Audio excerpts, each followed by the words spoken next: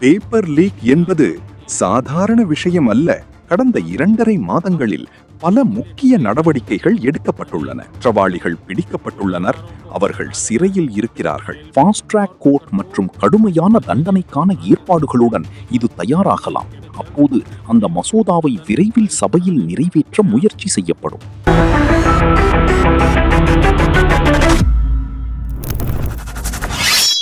வணக்கம். நரேந்திர மோடி பயந்து போனார். மாணவர்கள் நரேந்திர மோடியை குனிய வைத்து விட்டார்களா, தோற்கடித்து விட்டார்களா? நரேந்திர மோடி பயந்து நடுநடுங்கி போய் இரவு நேரத்தில் 11:52 ஒரு வீடியோ வழியாக என்ன பேசினார் நரேந்திர மோடி? அவரை எப்பவுமே நீங்க இந்த மாதிரி குனிஞ்சு பார்த்ததே கிடையாது. கம்பீரமான நபர். அவர் போயும் 26 நாட்களில் இந்த நாட்டு மாணவர்களுக்கு முன்பு மண்டி போட்டதற்கான காரணம், மண்டி போட்டாரா அல்லது அதற்கு பின்னாடி சதி உள்ளதா? ரெண்டையுமே இந்த வீடியோவில் மிக ஆழமாக பல்வேறு ஆதாரங்களுடன் உங்களுக்காக திரட்டி கொண்டு வந்திருக்கிறேன்.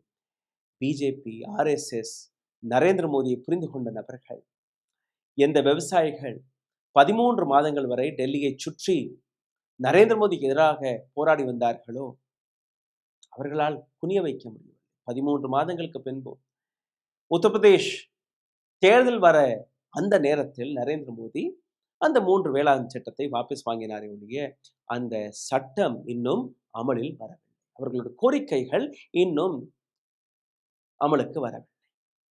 அதுக்கப்புறம் என்ன? CA, NRC அதை நீங்க பார்த்திருப்பீர்கள்.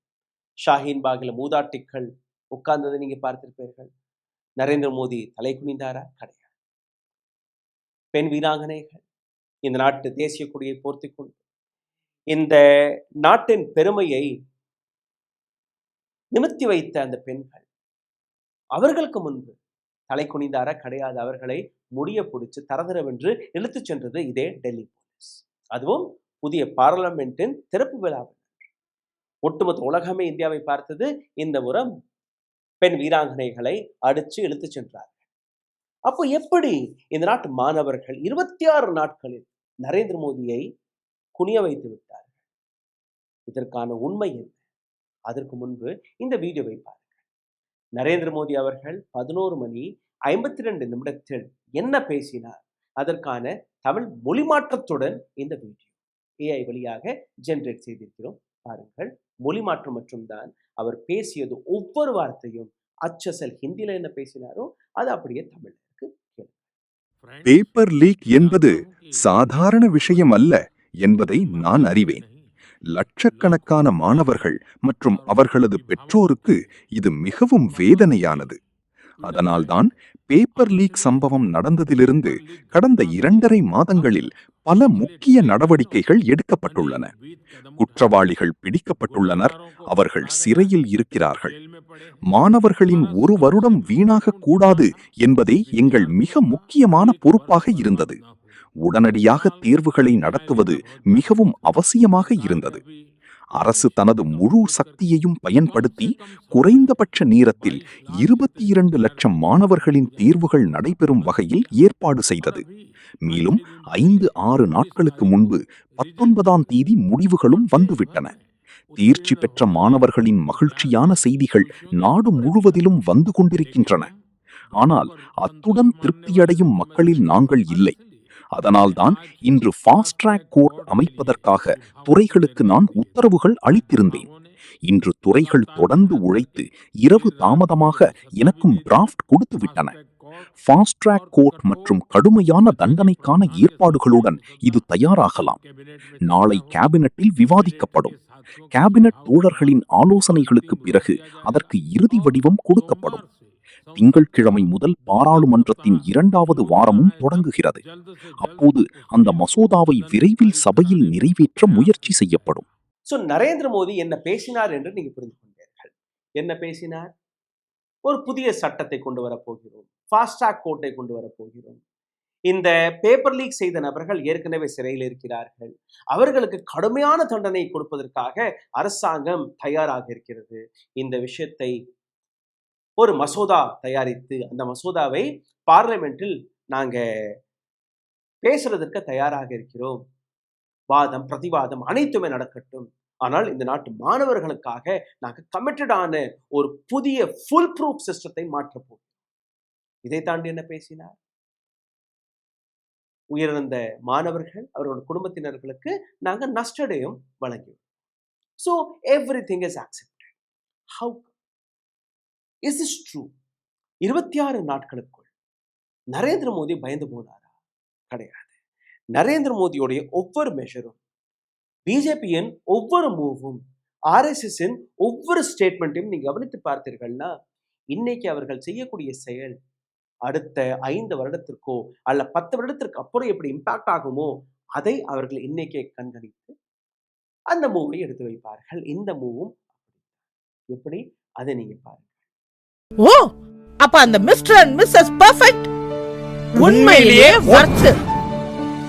நரம்பு தளர்ச்சியிலிருந்து விடுபட்டு உடம்பு ஒரு புது வீரியம் பெற மா நேச்சுரல்ஸோட மிஸ்டர் பர்ஃபெக்ட யூஸ் பண்ணுங்க. போராட வந்த மாணவர்கள் அவர்களிடம் நரேந்திர மோடி எப்படி பேசினார், முதல்ல அங்கிருந்து தொடங்கலாம். நான் தொடக்கத்திலே கூறியபடி இந்த வீடியோ மெசேஜ் 140 கோடி மக்களுக்கானது கிடையாது. ஒரு குறிப்பிட்ட நபர்களுக்காக, இளைஞர்களுக்காக மட்டும். ஏன்னா அந்த போராட்டம் எப்படி தொடங்கியது? சிஜேஐ இந்த நாட்டு இளைஞர்களை காக்ரோச்சாக கூறி அது ஒரு சட்டையர், ஒரு மீம் வழியாக கிளப்பிய ஒரு போராட்டம். 2-3 நாட்கள்லேயே 20 மில்லியனை தொட்டது காக்ரோச் ஜனதா பார்ட்டி. அப்போ காக்ரோச் ஜனதா பார்ட்டி தான் இந்த போராட்டத்திற்கான ஃபேஸா?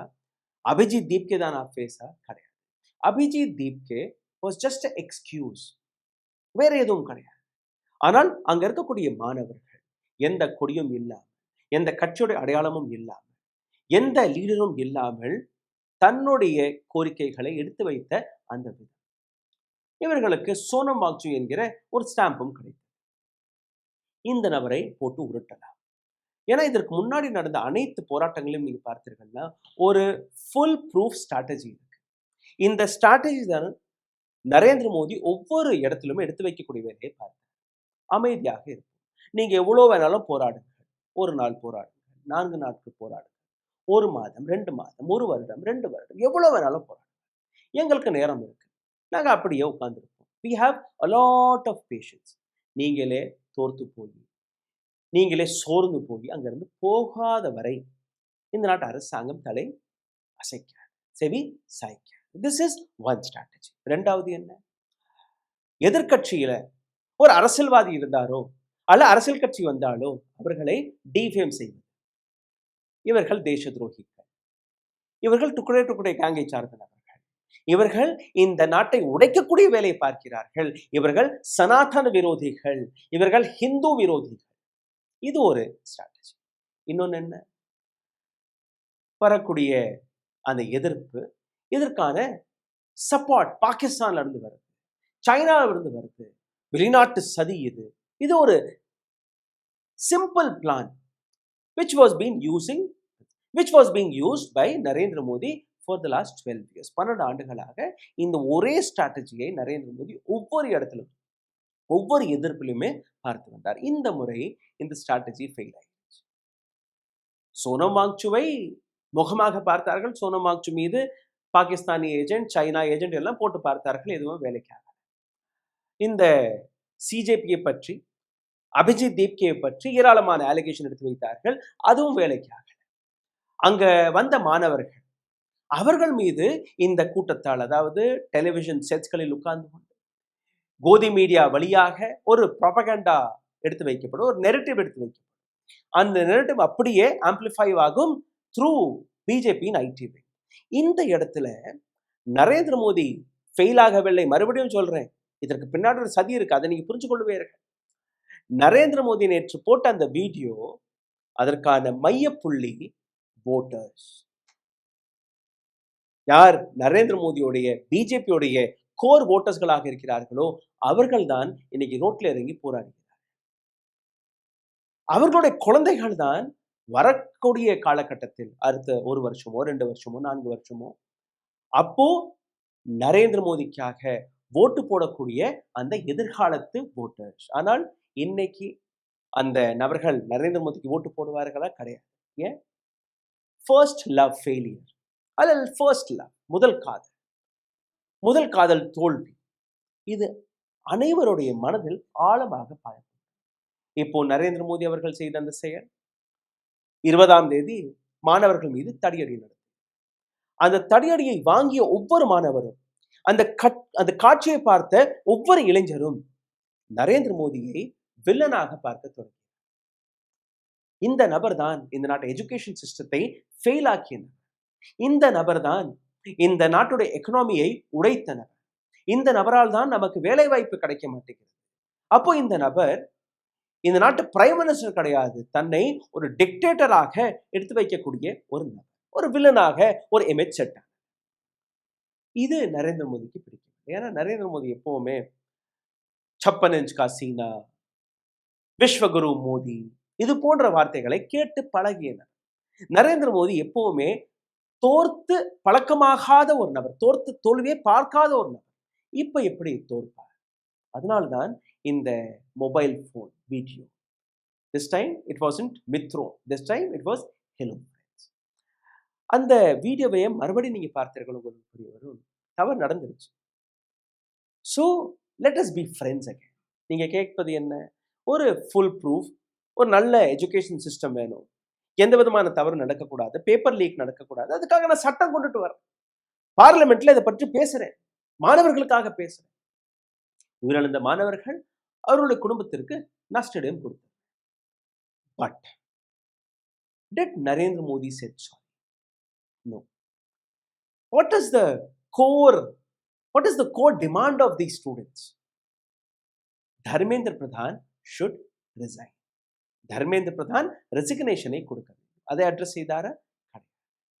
இந்த இடத்தில் தான் நரேந்திர மோடியுடைய அந்த சாணக்கியத்தை, தோற்கும்படி நான் நடிப்பேன், தோர்த்தபடி நான் காட்டுவேன், மன்னிப்பு கேட்கும்படி நான் கேட்பேன், ஆனால் கேட்க மாட்டேன். I will do everything on my conditions. இதே செஸ் போர்ட் மாதிரி, என்னுடைய கண்டிஷன், என்னுடைய மூவ், என்னுடைய மூளை, என்னுடைய முடிவுதான் இந்த நாட்டுடைய தலையெழுத்தில் எழுதப்படும். This is what Narendra Modi's attitude is. Now I will come to another section, voters. எதிர்காலத்தில் வரக்கூடிய voters, அதற்காக அந்த வீடியோ. Let's be friends. இப்போ எதிர்கட்சிகள் ராகுல் காந்தியை தூக்கி பார்த்தார்கள், அகிலேஷ் யாதவை தூக்கி பார்த்தார்கள். ஏன்னா அவர்கள் எதிர்கட்சி தலைவர், தூக்கியெல்லாம் போட்டார்கள். இந்த இடத்தில் உள்கட்சியிலிருந்தே நரேந்திர மோடிக்கு எதிராக ஒரு எதிர்ப்பு. பிஜேபியை அமைக்கும் போது இருந்த முரளி மனோகர் ஜோஷி, முன்னாள் எஜுகேஷன் மினிஸ்டர், பிஜேபியின் மிக சீரியஸான சீனியர் லீடர், அவருடைய ஒரு ஸ்டேட்மெண்ட் வெளிவந்தது. இந்த நாட்டு மாணவர்களை இந்த நிலையில் என்னால் பார்க்க முடியவில்லை. இந்த நாட்டு அரசாங்கம் நிச்சயமாக மாணவர்களிடம் போய் பேச்சுவார்த்தையை நடத்தணும், இல்லை என்றால் இந்த நாட்டு மாணவர்கள் உங்களை தூக்கி வீசி விடுவார்கள். ராகுல் காந்தியோடைய ஸ்டேட்மெண்ட் கிடையாது, அகிலேஷ் யாதவுடைய ஸ்டேட்மெண்ட் கிடையாது. இது பிஜேபியின் மூத்த தலைவரான முரளி மனோகர் ஜோஷி வழியாக வெளிவந்த இந்த statement. Now Narendra Modi didn't had any choice. ஏன்னா ஒரு பக்கம் இளைஞர்கள், அவருடைய பெற்றோர்கள். இப்ப இளைஞர்களை நீங்க தேச துரோகி என்று கூறினால் யாரை கூறுவீர்கள்? அவருடைய பெற்றோர்கள். அங்க கோர் ஓட் பேங்க் இருக்கு. கோதி மீடியா ஃபெயில் ஆயிருச்சு, ஐடி விங் ஃபெயில் ஆயிருச்சு, நரேந்திர மோடியோட அந்த பேஷன்ஸ் பாலிசி ஃபெயில் ஆயிருச்சு. ஏன்னா நீங்க டீல் செய்யறது ஒரு யங் கிரவுட், ஒரு யங் ஜெனரேஷன். நரேந்திர மோடிக்கு எதிராக வெளிவந்த அந்த வீடியோக்களை நீங்க பார்த்தீர்கள்னா பெண்கள், இளம் நபர்கள் நரேந்திர மோடியை கேவலமாக திட்டியெல்லாம் போட ஆரம்பித்தார். But this is not Narendra Modi's problem. The actual problem is Narendra மோடியுடைய ஓட் பேங்க், பிஜேபியுடைய ஓட் பேங்க் இந்த இடத்தில் டைரக்டாக அஃபெக்ட் ஆக தொடங்கும். சோனம் வாங்சு எடுத்துக்கொள்ளுங்கள். இந்த சோனம் வாங்சுவை சந்திப்பதற்காக 2 யூனியன் மினிஸ்டர் நேற்று போனார்கள். அவருடைய உண்ணாவிரதத்தை உடைத்த உடனேயே அவர் மக்கள் மனதில் ஒரு ஹீரோவாக வெளிவந்து, இந்த மாதிரி அங்க கலவரத்தை என்னால் பார்க்க முடியவில்லை, 26வது நாள் நான் உண்ணாவிரதத்திலிருந்து வெளியாகிறேன், என்னை சந்திப்பதற்காக யூனியன் மினிஸ்டர்கள் வந்தார்கள், எதிர்கட்சியிலிருந்து 65 எம்பிக்கள் வந்தார்கள். ஸோ அவர்களுக்காக நான் என்னுடைய உண்ணாவிரதத்தை நிச்சயமாக அவர் விட வேண்டும். 26 நாட்கள் அவர் சாப்பிடாமல் இந்த நாட்டு மக்களுக்காக உண்ணாவிரதத்தில் இருந்தார். ஆனால் அந்த குரோனாலஜியை நீங்க பாருங்க. ஒரு பக்கம் நரேந்திர மோடியோட இந்த வீடியோ வருது, இன்னொரு பக்கம் ஜே.பி. நட்டா அண்ட் ஜிதேந்தர் அவரை போய் சந்திக்கிறார். அவர் கேட்பது எல்லாத்தையுமே கேட்கிறார்கள்.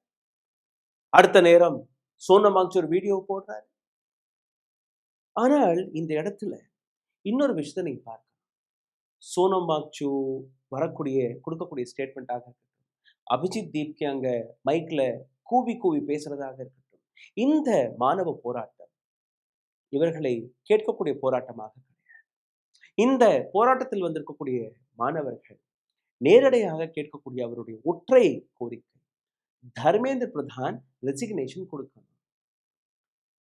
சோனம் வாங்சூக் நான் உண்ணாவிரதத்தை விட்டுட்டேன், அதனால நாங்கள் வீட்டுக்கு போறோம்னாலாம் இவங்க போகக்கூடிய கூட்டம் கிடையாது. இதை நீங்க மனசுல வச்சுக்கோங்க. அவர்களுடைய கோர் டிமாண்ட் இதுதான். அங்க ஜந்தர் மந்தர்ல வந்த கூட்டம் யாரோ அபிஜித் தீப்கே அழைத்தார், அதனால நாங்க வந்துட்டோம்னாலாம் கிடையாது. 20ஆம் தேதி நரேந்திர மோடியின் இந்த அரசாங்கம் அமித்ஷாவுடைய டெல்லி போலீஸ் நடத்திய அந்த அட்டூழியம், தடியடி, அந்த வீடியோக்களை பார்த்து கிளம்பிய கூட்டம், அந்த வீடியோக்களை பார்த்து வெளிவந்த அந்த கூட்டம், இப்போ நீங்க பாகிஸ்தான் ஏஜென்ட் சொல்லுங்க, சைனா ஏஜென்ட்னு சொல்லுங்க, வெளிநாட்டு சதின்னு சொல்லுங்க, டுக்குடுக்குடைய கேங்னு சொல்லுங்க, தேச துரோகின்னு சொல்லுங்க, காலிஸ்தானின்னு சொல்லுங்க, எதை வேணாலும் சொல்லுங்க. Nothing is impacting, nothing is working. Sonam Wangchuk இன்னைக்கு எப்படி சிரிச்சு சிரிச்சு அவருடன் போய் பேசுகிறார்களோ, இதே சோனம் வாங்சூக் போன வருடம் லத்தாக்கில் 21 நாட்கள் வரை உண்ணாவிரதத்தில் இருந்தபோது அங்க ஒரு கலவரத்தை தூண்டி 170 நாட்கள் வரை சோனம் வாங்சூக் சிறையில் அடைத்தது NSA-க்கு. இதே மோடி அரசு இன்னைக்கு எப்படி அவரிடம் போய் நீங்க பேச்சுவார்த்தை நடத்துகிறீர்கள்? சரி, இதெல்லாம் எப்படி தொடங்கியது? அதே நீங்க பார்க்கணும். ஒரு பேப்பர் லீக் எப்படி நடக்குது? சீகர் என்கிற இடம், சீகர்ல இருக்கக்கூடிய ஒரு ஹவுஸ் ஓனர், அவர்கிட்ட ஒரு பிடிஎஃப், இந்த மாதிரி எனக்கு ஒரு பிடிஎஃப் வந்துருக்கு, உங்களுடைய மகன் நீட் பரீட்சை எழுதுறானே, இந்த பேப்பரை பாருங்க. அந்த பையனுடைய தகப்பனார் அவரே ஒரு டீச்சர். அந்த பிடிஎஃப் எடுத்து பார்க்கும்போது 45 கேள்விகள் அச்சசல் நீட் பரீட்சைக்கான கேள்விகளாகவே இருக்கு. அப்புறம் அந்த பரீட்சையில வந்த கேள்விகளையும் இந்த பிடிஎஃப்பையும் ஒப்பிட்டு பார்க்கும்போது ரெண்டுமே அச்சசலாக இருக்கு. அங்கதான் இந்த பேப்பர் லீக் பிடிபட்டு. இப்போ நரேந்திர மோடி தன்னுடைய முதுகை தட்டுகிறார். 46 நாட்களில் நான் ரீஎக்ஸாமினேஷன் நடத்தி அதற்கான ரிசல்ட்டும் வந்துருச்சு. ஆனால் அங்க இருக்கக்கூடிய மாணவர்கள் அவர்கள் புரிந்து கொண்ட ஒரு விஷயம், என்னுடைய முயற்சி 3 வருஷத்துல இருந்து 5 வருஷம் வரை நான் கஷ்டப்பட்டு படிக்கிறேன். என்னுடைய முயற்சியில் ஒரு நபர், யாரோ ஒரு நபர் தனக்கு கிடைக்கக்கூடிய அந்த பணத்திற்கு ஆசைப்பட்டு எங்களுடைய பேப்பர் லீக்கை செய்து விட்டால் எப்படி ஒரு மாணவர் பாஸ் ஆக முடியும்? நேர்மையான டாக்டர்ஸ் அங்க வர முடியும்? அந்த 45 கேள்வி எனக்கு தெரிஞ்சிருச்சுன்னா அதற்கான ஆன்சர் ஷீட்டை மட்டும் நான் படிச்சா போதும் இல்லையா? அங்கதான் மாணவர்கள் அஃபெக்ட் ஆனார்கள். இந்த இடத்தில் நீங்க பார்த்தீர்கள்னா, இந்த போராட்டத்தில் இருக்கக்கூடிய மாணவர்கள் அவர்கள் மீதும் அரசாங்கம் ஒரு மிகப்பெரிய பார்வையை பதித்திருக்கிறது. அங்க வரக்கூடிய ஒவ்வொரு பெண், ஒவ்வொரு ஆணுடைய முகத்தை ஃபேஸ் ரெகக்னிஷன் சிஸ்டத்தை வைத்து அந்த வீடியோ நான் உங்களுக்கு எடுத்து காட்டுகிறேன். டெல்லி போலீஸ் அவர்களுடைய ப்ரொஃபைலை ஸ்கேன் செய்து கொண்டிருக்கிறது. அதாவது அங்க வரக்கூடிய ஒவ்வொரு நபருடைய ப்ரொஃபைல் டேட்டா அரசாங்கத்திடம் ஸ்டோர் ஆகி அந்த மாணவர் என்ன பேசினார், எந்த மாணவர் மீது வழக்கு போடணும், எந்த மாணவரை உடைக்கலாம், மடக்கலாம், யார் துடிப்பாக பேசினார் என்கிற அனைத்து விஷயத்தையுமே டெல்லி போலீஸ் அங்க நீங்க பார்த்தீர்கள்னா அங்கங்க கேமராஸ் வைத்திருக்கிறார்கள். டெல்லி போலீஸ் ரேபன் மெட்டா கிளாஸஸ்களை பயன்படுத்தி வருகிறது. டெல்லி போலீஸ் அட்வான்ஸ் லெவலான இது போன்ற இன்டெலிஜென்ஸ் ரிப்போர்ட்ஸ்களை தயாரித்து வருகிறது. அப்போ இந்த ஸ்ட்ராட்டஜியும் ஃபெயில் ஆகிவிட்டால் அடுத்த ஸ்ட்ராட்டஜி என்னவாக இருக்கும் என்று சிந்தித்துப்பார். இந்த முறை தடியடியா அல்ல இந்த முறை வழக்கமா? நரேந்திர மோடியின் இந்த வீடியோ, இதற்கு பின்னாடி நரேந்திர மோடியுடைய இதே செக் அண்ட் மீட் இருக்கு. நரேந்திர மோடியின் அரசியல். உங்களுக்கு இந்த வீடியோ வழியாக நான் எடுத்து வைத்த விஷயங்கள் புரிந்திருக்கும் என்று நம்புகிறேன். இந்த வீடியோவை தயவு செய்து பகிருங்கள். உங்களுடைய கேள்விகளை, கருத்துக்களை கீழே கமெண்ட் பாக்ஸில் எழுதி இந்த வீடியோவை பகிர்வதற்காக லைக், ஷேர், சப்ஸ்கிரைப் பட்டனை தட்டுங்கள். இந்த சேனலை சப்போர்ட் செய்ய நினைக்கக்கூடிய நபர்கள் அதையும் செய்யலாம். அருகில் இருக்கக்கூடிய QR கோடை பயன்படுத்தி. நன்றி. ஓ, அப்ப அந்த மிஸ்டர் அண்ட் மிஸ்ஸஸ் பெர்ஃபெக்ட் உண்மையிலேயே வர்த்து. நரம்பு தளர்ச்சியிலிருந்து விடுபட்டு உடம்பு ஒரு புது வீரியம் பெற மா நேச்சுரல்ஸோட மிஸ்டர் பர்ஃபெக்ட யூஸ் பண்ணுங்க.